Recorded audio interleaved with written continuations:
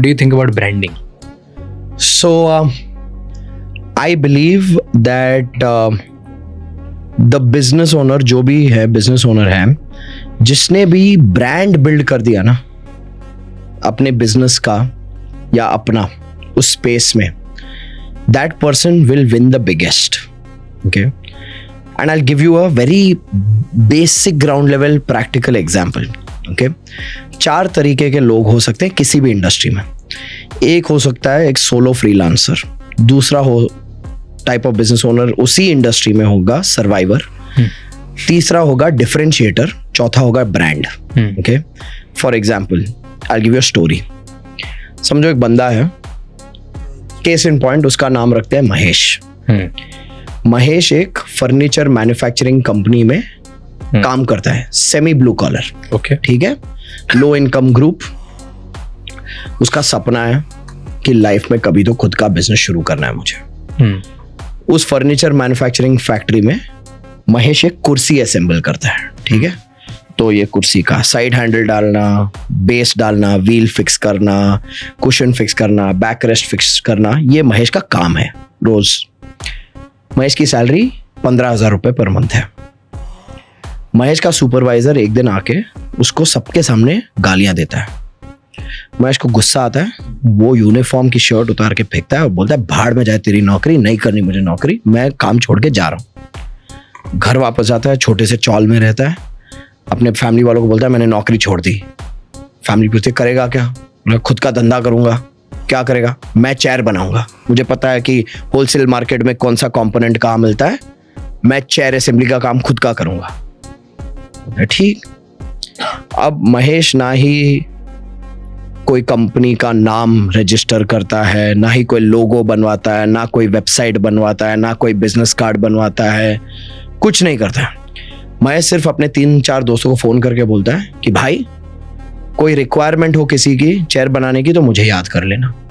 तो वो अपने प्लम्बर दोस्त को बोलता है, पेंटर दोस्त को बोलता है, फॉल सीलिंग का काम करने वाले दोस्त को बोलता है.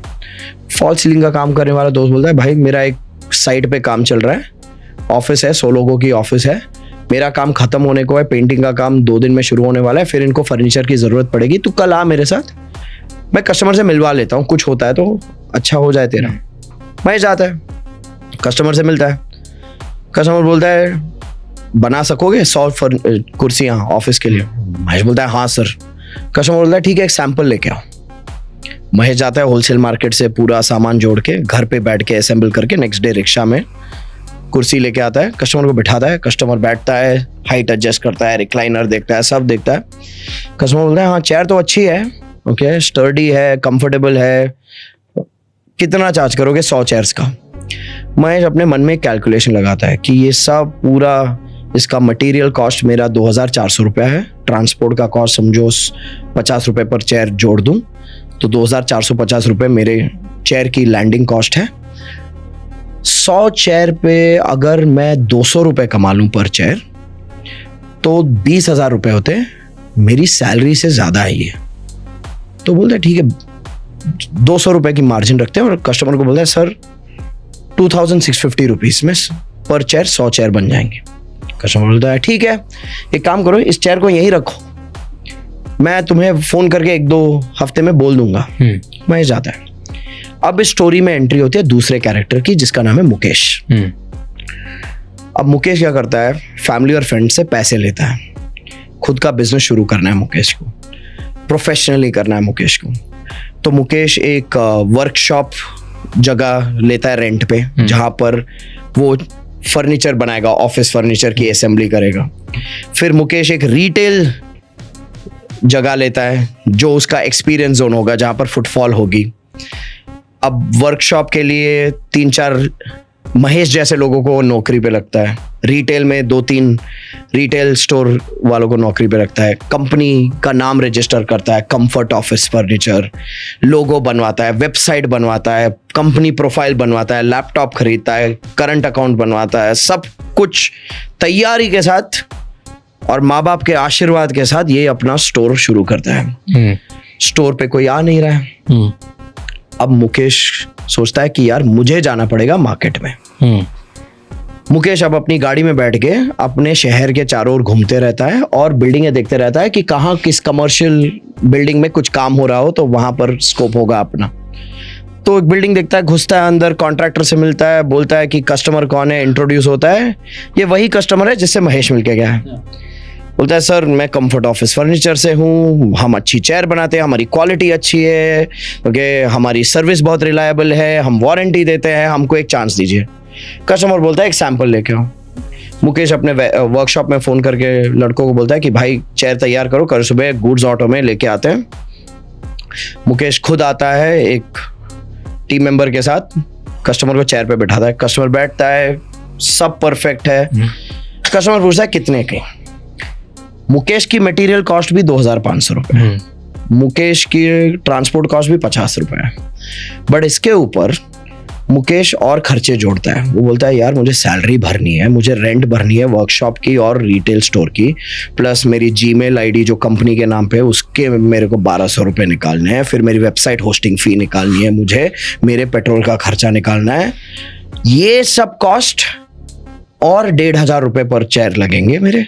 अगर 100 चेयर है तो कम से कम मुझे 1,500 रुपये पर चेयर वो कॉस्ट कवर करने के लिए लगाने पड़ेंगे। तो वो बोलता है 2,550 प्लस 1,500 रुपये 4,050 रुपये होते हैं, इसके ऊपर मुझे भी तो घर पैसे लेके जाने हैं। तो बोलता है चलो मैं इसके ऊपर 450 रुपये अपने रखता हूँ, तो एटलीस्ट 45,000 इस प्रोजेक्ट से घर लेके जाऊँ। तो वो कस्टमर को बोलता है सर 4,500 रुपये। वो जैसे 4,500 रुपये बोलता है, कस्टमर बोलता है पागल है क्या, 2,700 में तो मैं तुझे 100 चेयर सप्लाई कर दूं। बोल रहा है यार ये एक्यूरेटली ये अमाउंट कैसे बोल रहा है।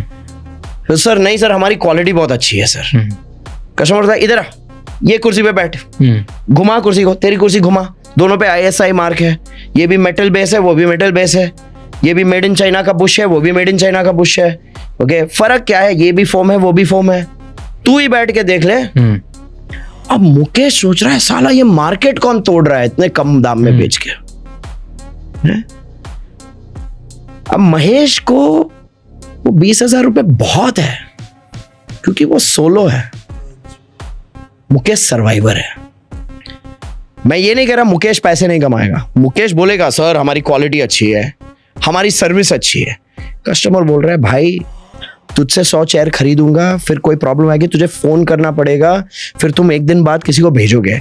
मैं महेश से चेयर खरीदूंगा ना तो महेश को बोलूंगा कि भाई तेरे को कोई और काम नहीं है, रिसेप्शन पे बैठ जा, पार्ट टाइम सिक्योरिटी कर ले, चेयर क्या प्लम्बिंग का काम भी महेश ही संभालेगा मेरा service.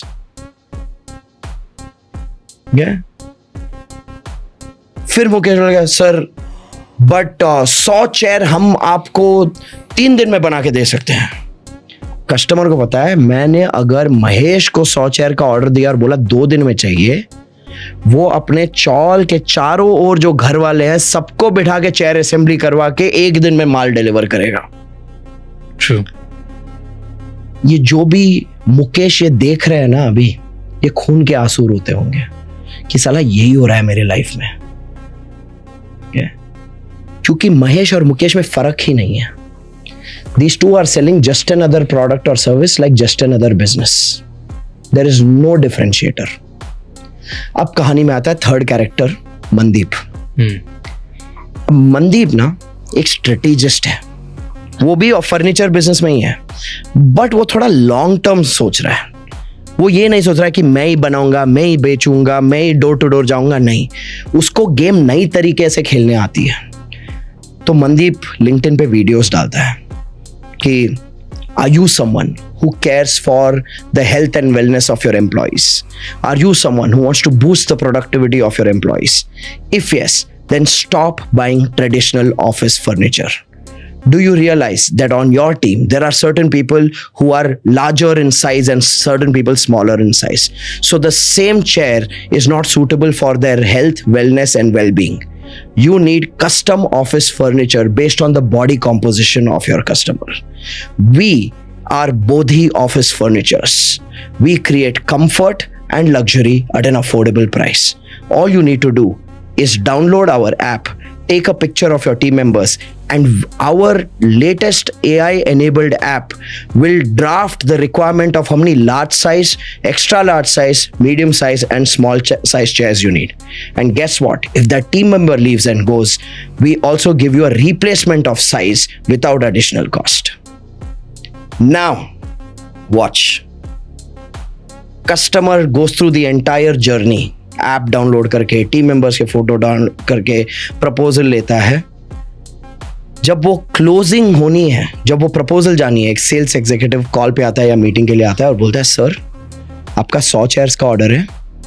We are not a traditional manufacturer, हम bespoke चेयर्स करते हैं. जैसे bespoke टेलरिंग होती है, हमारे bespoke फर्नीचर होता है. तो you can't compare apple to orange.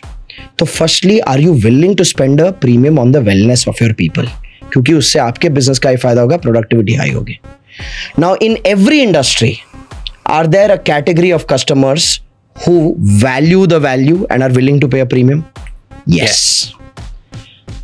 The same chair Mandeep can sell at 7,000 rupees. Mukesh and Mahesh will fight for the kachra of the market.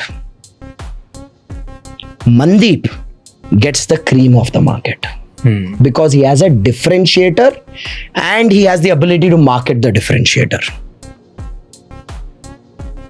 But Mandeep की सबसे बड़ी दिक्कत आएगी when a customer who's looking at buying a chair tells his purchase officer, एक काम करना, फेदरलाइट के 100 chair order कर देना.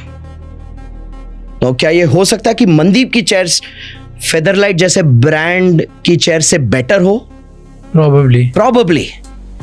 बट वो जो कस्टमर अपने परचेस मैनेजर को इंस्ट्रक्शन दे रहा है कि फेदरलाइट की चेयर्स ऑर्डर करना, वो क्या खरीद रहा है फेदरलाइट से? ब्रांड. प्रोडक्ट नहीं खरीद रहा है, सर्विस नहीं खरीद रहा है, ब्रांड खरीद रहा है. सो मार्केट का रूल ये है, जो जिसके पास कोई डिफरेंशिएटर नहीं है और उनकी मार्केटिंग रिएक्टिव है, they will fight for the कचरा ऑफ द मार्केट. जिसके पास डिफरेंशिएटर है, मार्केटिंग एबिलिटी है और जिसके पास ब्रांड है, they will fight for the cream of the market. So to answer your question, should a business focus on building a brand? बिल्कुल, 100%. द गुड न्यूज इज, एक micro small medium enterprise industry में brand बनाना is easier in comparison to a large MNC. देखो, cocoa Cola को billions of dollars खर्च करने पड़ते हैं ब्रांडिंग में, क्योंकि पेप्सी बिलियंस ऑफ डॉलर्स खर्च कर रहा है. But day to day businesses में आपके कॉम्पिटिटर्स ये नहीं सोच रहे हैं. तो जिसके पास ये सोच है और उस सोच को वो कंसिस्टेंट एग्जीक्यूशन के साथ वो मैसेजिंग कर रहे हैं मार्केट में, एक रिकॉल वैल्यू बन जाती है. ट्रू. कि यार bespoke फर्नीचर चाहिए तो बोधी के पास जाओ. So brand building for a smaller business is actually easier. Clear definition, consistent messaging. ये दो चीजें हैं. True. मेरा क्लाइंट था, कॉन्ट्रैक्टर है, घर बनाता है, उसकी पता है पोजिशनिंग क्या थी? Your family contractor. वो बोलता था जैसे आपका फैमिली डॉक्टर है, फैमिली लॉयर है, फैमिली पीडियाट्रिशियन है, मैं आपका फैमिली कॉन्ट्रैक्टर हूं. तो आपके फैमिली, आपके फ्रेंड सर्कल में किसको भी घर बनाना है, मुझे याद रखिएगा. अब वो एक नेटवर्किंग फोरम में मेंबर था जहां पर उसको 60 सेकेंड की हर हफ्ते इंट्रोडक्शन देनी थी. उसकी इंट्रोडक्शन वो खत्म करता था, your family contractor, your family contractor, your. हर हफ्ते उसके हर सोशल मीडिया पोस्ट पे योर फैमिली कॉन्ट्रैक्टर, उसके बिजनेस कार्ड पे योर फैमिली कॉन्ट्रैक्टर, उसके सेल्स पिच में वो बार बार लोगों को बोल रहा है I am your family contractor. और उनको समझा रहा है कि जैसे आपका फैमिली लॉयर है, फैमिली डॉक्टर है, मैं आपका फैमिली कॉन्ट्रैक्टर हूं. Just repetition created recall and it created an association कि भाई फैमिली कॉन्ट्रैक्टर मतलब इमोशन क्या इन्वोक करता है कि भरोसे वाला है, मेरा है, अपना है, अपने जैसे घर बनाएगा. Simple things can make a big difference. Reputation to build a brand. clarity of message and consistency and repetition. But you need a differentiator. 100%. एक tangible Brand product is differentiator. Yeah, एक tangible product differentiator and the messaging about it. Because if there's no differentiator and you can't crack the first stage, Yeah. जहाँ पर तुम कोई differentiator के साथ आ ही नहीं पा रहे हो, तो then all your effort is dead. Simple है ना, मुकेश और महेश झगड़ रहे हैं एक ही चीज के लिए. Chair Because बनाते हैं. both of them are offering just another product or service like just another business. Just another business will make money like just another business and will be treated like just another business.